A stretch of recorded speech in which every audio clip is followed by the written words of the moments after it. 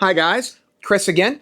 And on this video, I want to give my experience as a buyer and seller on the used market with regards to, is the risk worth the reward of buying used computer gear? Now, as I have ramped up production on this channel, you guys have seen more and more of the deals I do, the hardware I end up with.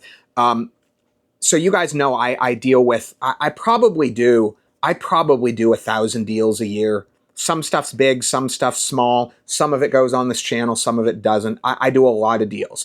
This year, this calendar year is almost over. And so far, I have had one item that I have bought on the used market out of high hundreds, if not low thousands, that ended up not being as advertised and not working as it was supposed to, out of thousands of items bought. Now, there is a risk. I'm not going to sit here and say there isn't a risk. But one, the belief that sellers are just running around looking for people to screw over. I'm not saying there is no one doing that, but I am going to say that by and large, most people that you deal with on the local market are not doing that. Most people that you deal with on the local market are just decent, honest people looking to get rid of their stuff. And I will say, the one item I got that was bad, I am fairly certain the guy wasn't trying to screw me over. He just didn't know how to properly test his GPU.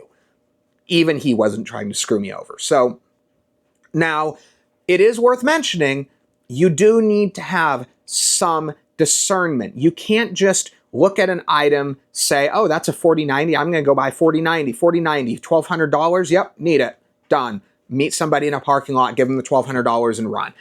You got to have some discernment. You got to know 1,200 is too cheap for a 4090. You got to know that without seeing it work, that you shouldn't take that risk, right? Like, you have to have some discernment in this, or my advice here on this is going to be useless, and you are probably going to get screwed over.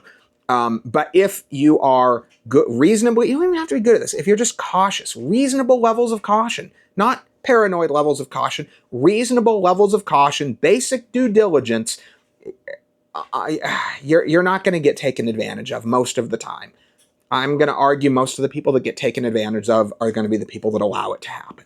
I know that sounds bad. I know that's hard for some people to hear, but that has been my experience in thousands of deals done. It's a fraction of a percent that end up being a loss, and that's not really a loss compared to the gain. So I hope you guys find this information useful, and thanks for watching.